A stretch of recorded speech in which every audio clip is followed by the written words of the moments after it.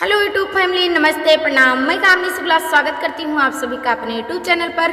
तो कैसे हो आप सभी? आशा करते हैं, उम्मीद करते हैं आप लोग स्वस्थ होंगे, मस्त होंगे, अपने अपने कार्य में व्यस्त होंगे। व्यस्त भी रहना चाहिए भैया, वो तो जरूरी है।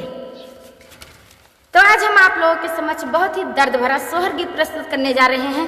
कैसा लगे अपनी राय कमेंट बॉक्स में जरूर बताना, खूब ढेर सारा आशीर्वाद के साथ, क्योंकि जब आप लोग आशीर्वाद देते हैं तो हमारा दिल बहुत खुश हो जाता है। आशीर्वाद नहीं मिलता है तो दिल बहुत टूट जाता है। तो किसी किसी दिन तो आप लोग हमारा एकदम दिल जीत लेते हैं और किसी किसी दिन बहुत ज़्यादा तोड़ देते हैं।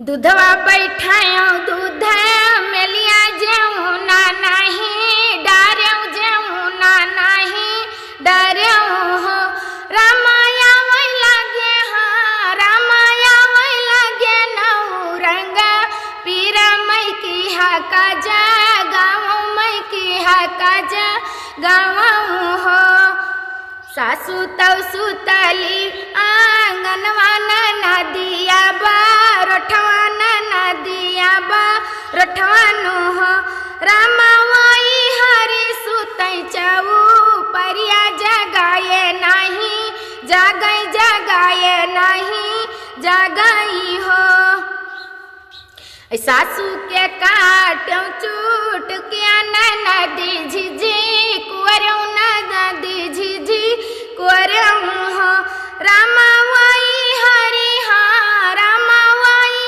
हरि अंगूठा दबायो जगाए नहीं जगाए नहीं जगाई हो असुर जाऊ पहा फाटे तो होरी लाजा नमली ना होरी लाजा नमली ना हो रमके के द्वारे बाजही बाधैया के हक के द्वारे सुहर के हक के द्वारे सुहर हो रमलट खोले ना चाही ना नदिया भाऊजी कंगना ले बाई भाऊजी कंगना ले बाई हो रमलट खोले ना चाही ना नदिया भाऊजी कंगना ले बाई भाऊजी कंगना ले बाई हो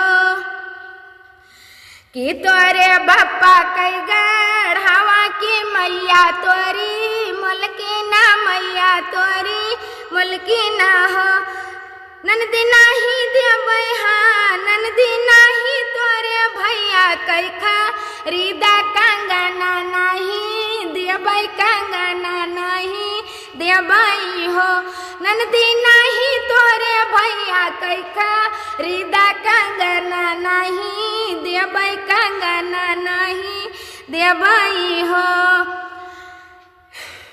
छोड़ दिया बप्पा कई महलिया अम्मा कैरा सोया अम्मा कैरा सोया हो बौजी छोड़ी दियो भैया कैसे जरिया कंगना नहीं लेबै कंगना नहीं लेबै हो बौजी छोड़ी दियो हाँ बौजी छोड़ी दियो भैया कैसे जरिया कंगना नहीं लेबै कंगना नहीं लेबै हो। कतनो उपाय करो नंदी सारा बात जितना है समझाई देनी है। अब कंगना दियो या न दियो, लेकिन कैसे न दिया हो भैया। परिला तो बड़े जुग से मिलत है, बड़े कलप से तीन जेकरे नाई है ते जानत है, जेकरे हाई ते दिए में यहाँ थोड़ा बहुत हिचकिचाबे करी। बाकी तो ये इतना ननद भौजाई के नोकझोंक चलता ही रहा था। तो भैया ये सब रहा मनोरंजन, हकीकत कुछ नहीं है। सबे देत है सबे लेत है, ऐसा कुछ नहीं है। सबके ननद भाभी का प्यार दुलार खूब ढेर सारा रहा था, वैसे कोई है तो कहीं नहीं रहा था। बाकी हमारे नंद भैया आज तक हमसे हमारा झगड़ा नहीं हुआ है, तो हम भैया नहीं जाने थे झगड़ा वगड़ा के ननद से कैसे किया जाता है। हमारे नंद बहुत सीधी हैं, चाहे जो अगर हंसी मजाक में कह दो तब हुए नहीं बोले थी। तो मिलते हैं अगले गाने के साथ, तब तक के लिए धन्यवाद। जय श्री राम। आप लोग अपना प्यार दुलार आशीर्वाद खूब ढेर सारा बनाए रखना प्लीज़।